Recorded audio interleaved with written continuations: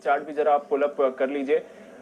140 करोड़ के घाटे के मुकाबले लगभग 7 करोड़ का मुनाफा आया है, तो बैक एंड प्रॉफिट आते हुए दिख रहा है आपको साउथ इंडियन बैंक। आज सुबह हम इसके बारे में बात भी कर रहे थे, मिड कैप बैंक्स पर बढ़िया रुझान बना हुआ है, बाजार का नतीजे आते हुए दिख रहे हैं साउथ इंडियन बैंक के। एक क्विक चार्ट से कुणाल जी साउथ इंडियन बैंक पर भी दे दें।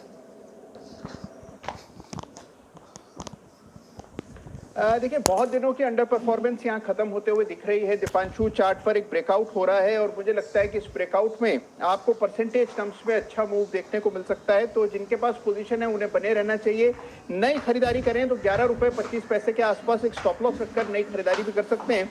मुझे लगता है कि 12.5-13 रुपए तक का मूव आपको साउथ इंडिया बैंक में देखने को मिलेगा। तो जिनके पास पोजीशन है उन्हें निश्चित बने रहना चाहिए।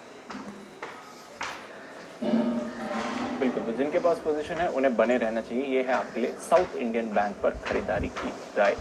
दीप जारी करने की राय एक और सरकारी बैंक पे, और वो है जम्मू एंड कश्मीर बैंक। यहाँ पर भी एक बड़े ब्रेकआउट के चांसेस आते हुए दिख रहे हैं और सरकारी बैंकों में जिस तरह से एक्शन होता हुआ दिख रहा है एसबीआई के रिजल्ट के बाद एक सारे सरकारी बैंक। और यहाँ पर तो आपको याद होगा भी हमने एसआईपी स्टॉक्स में भी इसको खरीदारी करने की राय दी थी। एग्जैक्ट लेवल मुझे ध्यान में नहीं कि किस लेवल पर हमने खरीदारी करने की राय दी थी, लेकिन एसआईपी स्टॉक तो फंडामेंटली कहीं कोई समस्या है ही नहीं, बहुत ही बढ़िया बैंक है और यहाँ पर खरीदारी करने की राय जिस तरह से एक्शन सरकारी बैंकों में बढ़ता हुआ नजर आ रहा है। 27 रुपए का स्टॉप लॉस रखिए, खरीदारी कीजिए 2-4 दिनों के व्यू के साथ में, अगले हफ्ते के व्यू के साथ में।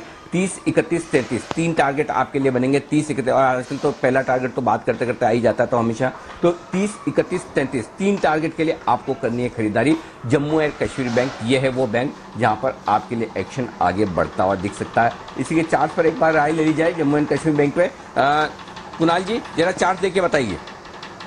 अरे जी, देखिए जिस तरह का चार्ट स्ट्रक्चर है जेएनके बैंक का, इस स्टॉक में आपको एक ब्रेकआउट आता हुआ दिख रहा है और बिल्कुल आइडेंटिकल, जैसे अभी हम लोग चर्चा कर रहे थे बैंक ऑफ बड़ौदा की, बिल्कुल आइडेंटिकल चार्ट स्ट्रक्चर है।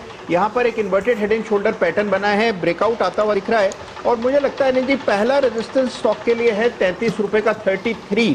33 रुपए से पहले कोई रेजिस्टेंस चार्ट पर नजर नहीं आता, तो यहाँ से 4 रुपए की तेजी तो आपको सीधे नजर आती है और उसके बाद मुझे लगता है और ऊपर के लेवल्स भी बनेंगे। तो 33, 32 हाफ का टारगेट लेकर के बाय करने की राय।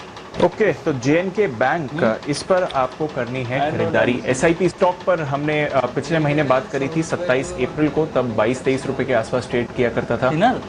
ऑलरेडी अगर आप देखें परसेंटेज टर्म्स में तो जबरदस्त तेजी इस काउंटर पर आ ही चुकी है, पर यहां से भी और अच्छी तेजी के लिए तैयार हो रहा है। तो नजर रखिए, जेएनके बैंक इस पर खरीदारी की राय है और बात करते करते पहला टारगेट भी इस पर आने की तैयारी में है। 30 रुपए का पहला टारगेट है, आई थिंक ऑलरेडी एक बार हिट हो चुका है 30 का टारगेट। तो पहला टारगेट आने की आते हुए दिख रहा है आपको जेएनके